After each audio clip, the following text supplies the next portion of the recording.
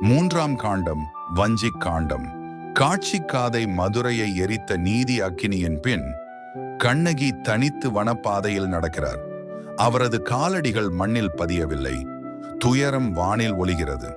கணவன் கோவலனை இழந்த வேதனை, நீதிக்காக உலகையே எதிர்த்த துணிவு, அனைத்தையும் சுமந்தவளாய் அவர் வனத்தின் ஆழத்துக்குள் செல்கிறார். அடர்ந்த மரங்கள், அமைதியான காற்றிலைகளின் சத்தத்தில் கூட கண்ணகியின் துக்கம் கலந்து ஒலிக்கிறது. நான் தேவி அல்ல, நான் ஒரு பெண் நியாயம் தேடிய மனைவி. அவரது கண்களில் கண்ணீர் இல்லை. ஏனெனில் அவர் துக்கம் கண்ணீரை கடந்து விட்டது. அந்த வேளையில் வானம் மாறுகிறது. மேகங்கள் ஒதுங்குகின்றன. ஒளி பூமியை தொடுகிறது. தேவர்கள் ஒன்று ஒன்று தோன்றுகின்றனர். இந்திரன், வருணன், அக்னிவாயு அனைவரும் கண்ணகியின் முன் தாழ்ந்து வணங்குகிறார்கள்.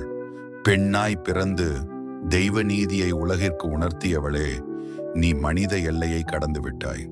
கண்ணகி திடுக்கிடுகிறார். என்னை வணங்காதீர்கள், நான் தெய்வம் அல்ல என்று அவர் சொல்கிறார். அப்பொழுது வானொலி எழுகிறது.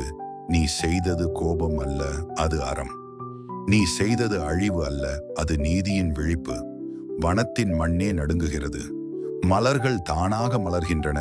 அவர் உடலை சுற்றி ஒளிவட்டம் உருவாகிறது.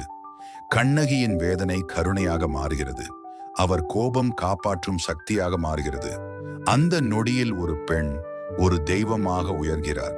இனி அவர் கண்ணகி மட்டுமல்ல, பத்தினித்து தெய்வம். நீதிக்காக போராடும் அனைத்து பெண்களின் அழியாத அடையாளம்.